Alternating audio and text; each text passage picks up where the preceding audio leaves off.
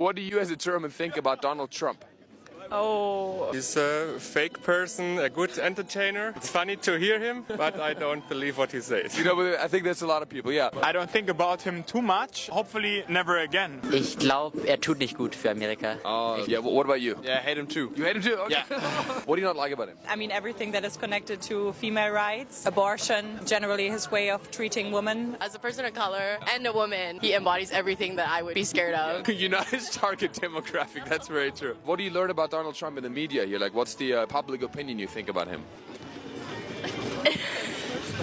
Yeah, he's just shit-talking. No facts. He's just a man who wants to be in politics. This is somebody who is a felon, yeah? This is somebody who has made comments about crutch grabbing, he's homophobic, he's racist, he's Islamophobic. This is somebody who is banned or tried to ban Muslims from coming into America.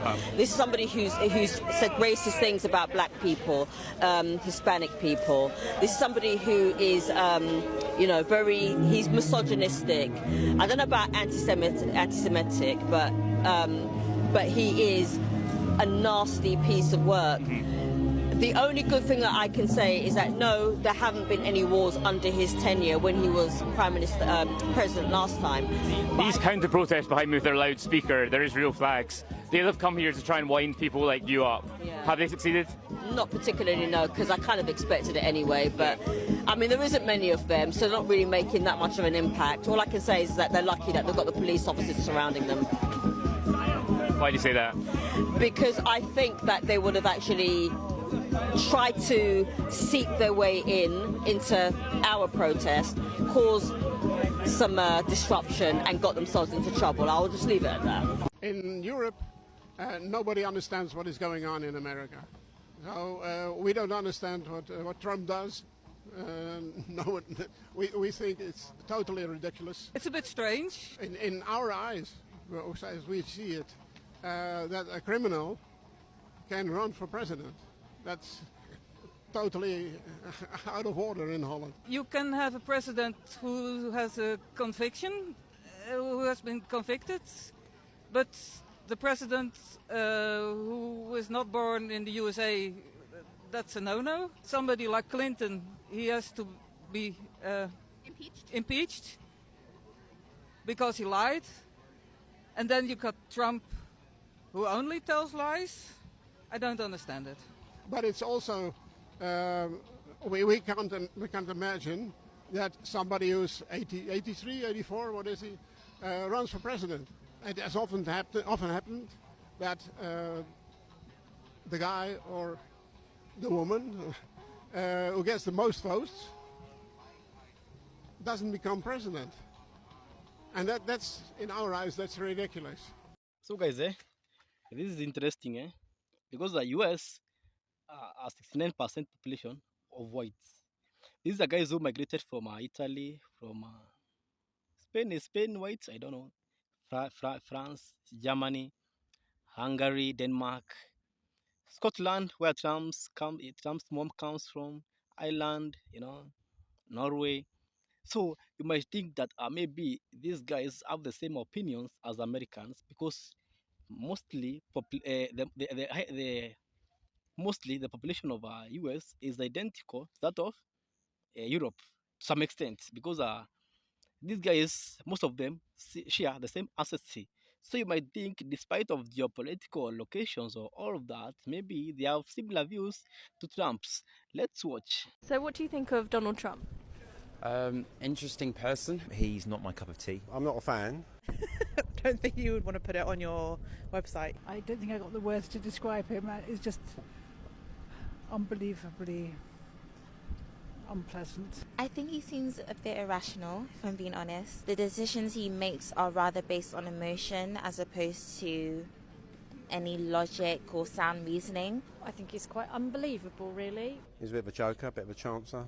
And he's a businessman, he's not a politician. America has lost its standing in the world. I would have thought that, well, certainly throughout my life, America has been the predominant power. I can't believe he's back in power. I can't believe the things he's saying. He's just totally off the scale. He's essentially had a feeling that he can essentially do more of what he wants, and abuse that a bit more. His policies they're all so right wing, and I just don't get him. I know he's a businessman. Maybe he's doing so good with the economy, but that's about it. They take him a lot more seriously this time. They take his threats more seriously. And they take the people around him more seriously in that, you know, you used to hear that very patronizing phrase, didn't you? Oh, well, the adults are in the room. They'll control him like he was some kind of toddler in a playpen. Well, this time, you know, the playpen is open. And the people around him had to sign up. You know, basically, if you wanted to be involved in trade in the Trump administration 2.0, you had to say, I love tariffs as much as you. And, you know, he says it's his favorite word in the dictionary. And then you have the EU, which is always so slow and cumbersome. And things are happening really, really fast. So the EU says they're ready for tariffs. And of course, they were watching from the sidelines. So they have been preparing for quite a long time. So they do have lots of options. But they're scared. They're nervous, for sure. Let's be honest, he's a racist. He doesn't like black or brown people coming into the United States. White Afrikaners, sure. Roll out the red carpet. But black or brown people, nope, not allowed. I would not be here today if not for the translators that I had in Iraq. I'm sure. They saved our lives more than once. And that's why veterans are so pissed off about this. Because we've fought like hell to get them out of Afghanistan. And now Trump wants to just send them back home to that murderous regime where they'll be killed. And it's not just in Afghanistan, but that just shows how morally corrupt he is. There are three main implications of Trump taking power. The first one is about economy, the second one is about security, and the third one is about democracy. When it comes to economy, we need to work closer together. We need to go into free trade agreements to diversify trade. We need to really unleash innovation in Europe and build the interior market. When it comes to security, we need to understand that 17 different tank systems for the same category in Europe doesn't make sense. We need to be able to support Ukraine and defend ourselves. And when it comes to democracy, I can only ask all citizens of the European Union to get active in politics now, because we really need you in the center and not in these false patriotic parties. Thank you. So Trump, the other day, said that Europeans love him to the extent that they call him the president of Europe. That's so funny. The Europeans love Trump to the extent that they call him the president of Europe. And again, whenever Trump tries to appear anywhere in Europe, there are mass protests. People are chasing him away. They don't want him in their countries. So like you saw in Scotland, there was mass protests in Scotland. In London again, there was mass protests. They want nothing to do with Donald Trump. And again, there is the French president during the EU meeting. He claimed that Europe must learn to stand on itself without relying much to US, because Europe seems to be a US prop, and Trump has taken advantage of that. Maybe that's what they are hating. Let's watch. To this end, French President Emmanuel Macron has called for a summit of European leaders to get together tomorrow to discuss the implications of Donald Trump. This is exactly what I'm talking about. The actions of the United States, the actions of this current administration affect the rest of the world. So much so that there's an emergency meeting called to discuss Donald Trump's actions and how they affect the countries in Europe. This meeting is meant to discuss Donald Trump's actions as it relates to Russia's invasion of Ukraine, and most recently, J.D. Vance's comments in Munich. Again, there are effects felt around the world. It is not just felt here in the US. Donald Trump's executive orders are felt worldwide. This algorithm knows me too well. It knows that I'm an Italian American from New York, currently living in Italy, who has a deep, long-standing disdain for Donald Trump. So naturally, it's showing me Italian Americans who are here on vacation, who tend to be from New York, New Jersey, that northeast section of the US, who love Donald Trump, because for some reason, a lot of us do. I wouldn't even say a lot. I would say most Italian Americans are big Donald Trump fans. And it just makes me wonder how clueless most MAGA members have to be to think that the rest of the world actually believes he is a capable competent, sound-minded individual, that he is a respected world leader. Because I mean, I've been living permanently in Italy since 2018, but I have done some international traveling, especially around Europe, since, I don't know, 2012, at least as an adult. And a lot of people in the United States are completely unaware of how most people around the world do not like Donald Trump. They don't like his politics. They don't like his personality. They don't like the fact that he lacks morals. The fact that he's a criminal, a convicted felon, is a huge point of, I would say, divergence among many people on the right in different countries. For example, I meet a lot of people from different parts of Europe who are on the right, or maybe they are center and lean right, and they cannot get over the fact that Americans voted for a convicted felon. And of course, not most Americans, because most Americans didn't even vote in the election, but many Americans. And so when these Italian Americans pop up on my For You, and they're like, these Italians are always telling me about their opinions on Trump and politics, and I want to tell them to just stick to what they know, stick to Italian politics, mind your business. And again, they fail to realize, or maybe they just don't know and have no clue, that when the US sneezes, the entire world catches a cold. What goes on in the United States does not just affect Americans. I know that.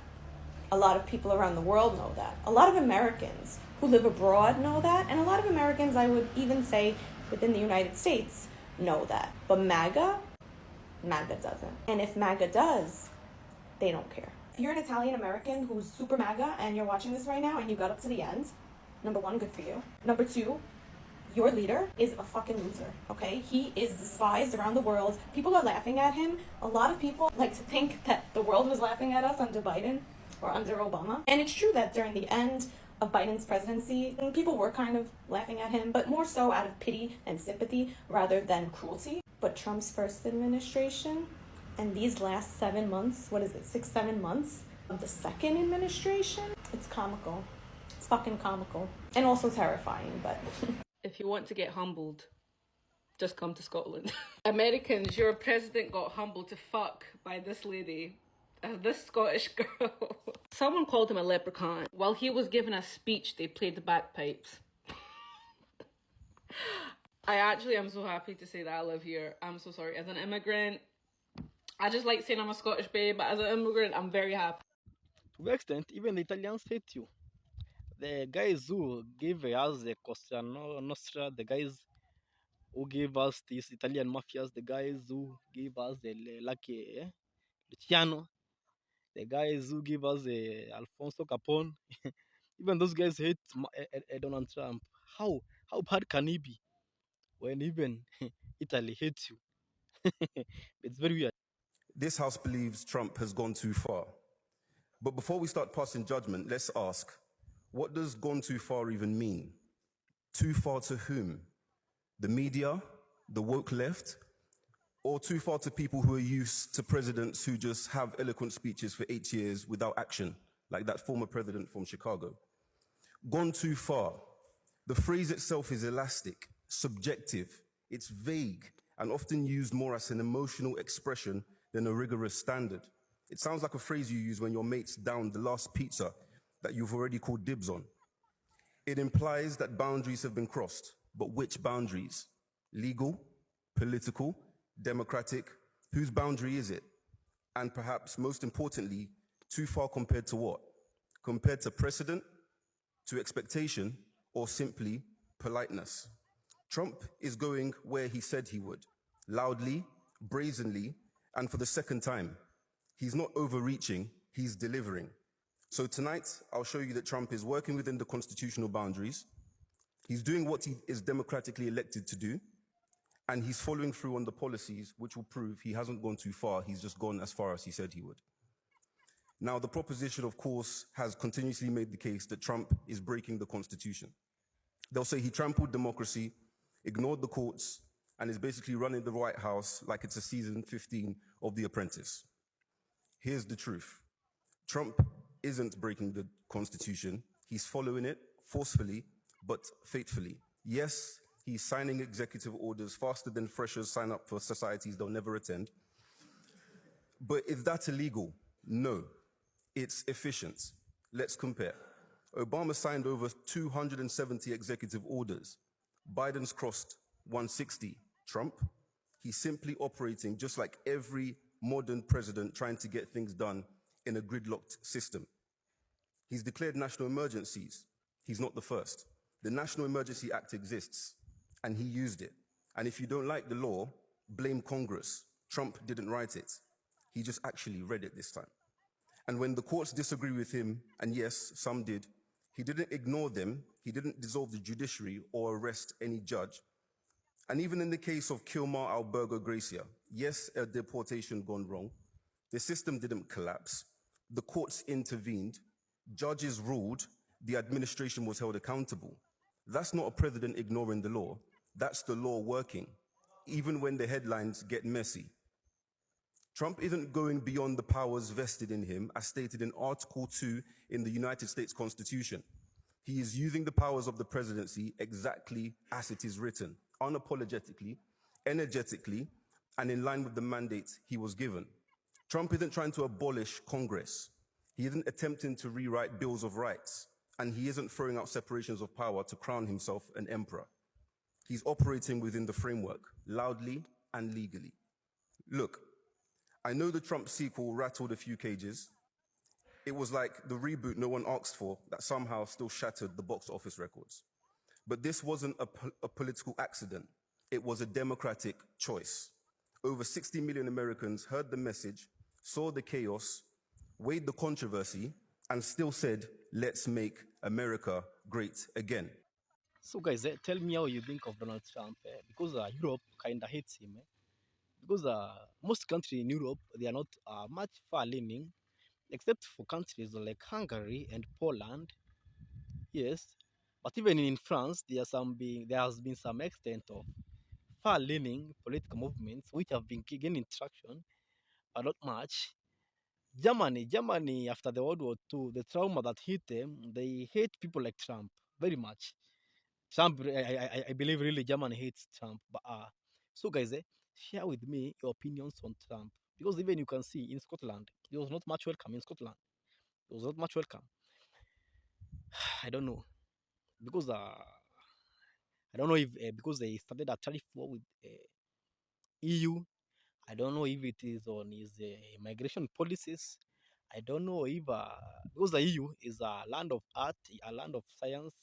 I don't know if they really hate the harsh style of Donald Trump. I don't know, because these guys gave us the best writers. It gave us the best scientists.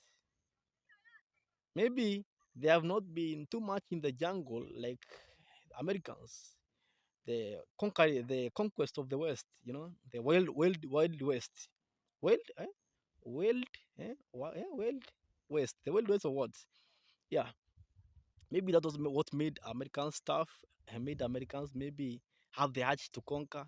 Maybe it gave them the rudeness far from their European ancestors. That's why maybe we have a different opinion with maybe Europeans. I don't think so. So guys, give me your opinions. I really like to hear from you. And subscribe, and it will help us go in a great way to spread information to the world. Thank you.